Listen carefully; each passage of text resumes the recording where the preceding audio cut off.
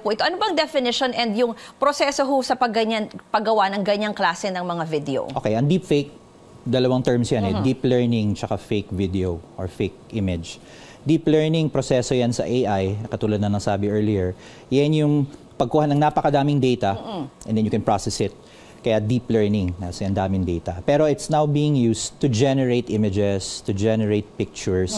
And yung mga actually may mga deepfakes as early as 2018, 2017. Yung mga simple pag-swap ng muka, you know, and all that. May mga app nga pong ganyan, di ba? Yes, correct, correct. Ngayon, two things happen. Number one, bumilis na yung paggawa niyan. Dati you needed some high-end equipment, maybe a good laptop.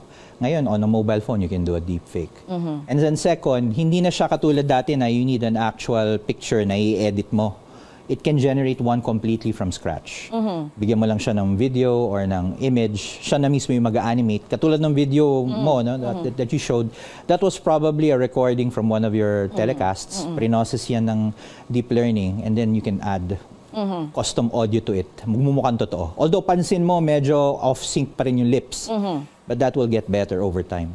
Yun nga po yung sinasabi natin na parang dati kasi may mga ganyan naman po na nagagaya pero alam mong very crude or pangit na hindi, na alam mong fake, na obvious. Pero ngayon kasi parang pinapakita na halos kala mo totoo na ito at totoo yung halimbawa yung report na ginagawa namin. So pag ganyan, para siguro sa education ng public, anong dapat nilang tignan para malaman nila kung totoo ba ito o peke? Kasi marami po halimbawa nagbebenta ng produkto, mga artistang nag-e-endorse, yung mga ganun po. Or even yung mga politiko, no? Paano po malalaman ng publiko how to tell na fake ito at tunay ito or AI generated lang? Well, for me, ang pinaka foolproof. Kasi kung titingnan mo lang yung mismong content, ang hirap ng ma-determine ngayon kung fake yan or hindi.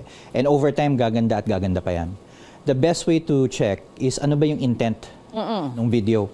Nasabi nyo, I think the top three are politics, anything na hard selling, and anything na may kinalaman sa reputation. Like, is the video attacking someone or saying some sort of a conspiracy, breaking news, mga ganyan. Chismis. Yan yung mga top use cases for that. And at the end of the day, identity theft yan eh. Kasi hindi naman yan ginawa ni Ruth. Pero ngayon, Ruth is saying something out of the ordinary. Pero wag na tayong lumayo. Hindi naman kailangan ng deepfake para maloko ang tao eh. So we have to also teach our citizens yung critical thinking. Lalo na ngayon, wag tayo nagpapaniwala. You see something on TV or actually ngayon on the internet. The tendency is, sinabi ng CNN yan. That's true. We have to look beyond that eh. Ano ba yung sinasabi nila? Binibenta nila. I think there was another case in another network. Nagbibenta ng rosary or some trinkets.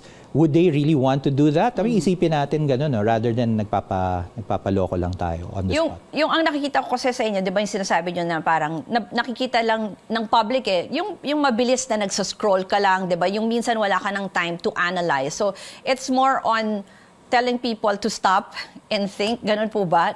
Kaya po kaya ng, or may oras po ba sila na tignan at i-analyze pa yung mga videos na gano'n? Well, sad to say, yun yung problema natin ngayon. Wala tayong media literacy, wala tayong cyber literacy. At saka isipin din natin, syempre the tendency will be, kailangan nating i-ban yan, kailangan natin i-regulate yan. Eh meron din creative uses of deepfakes. Kunyari, you want to do satire, you want to do jokes. So medyo may fine line yan before satire siya, magiging fake news na. I think that's the hard part eh. Ngayon, very sensitive na mga tao. You say something, mag-tweet ka lang ng mali, kakasuhan ka na. And yet you have these videos really stealing your identity. So we need to find a good balance between the two.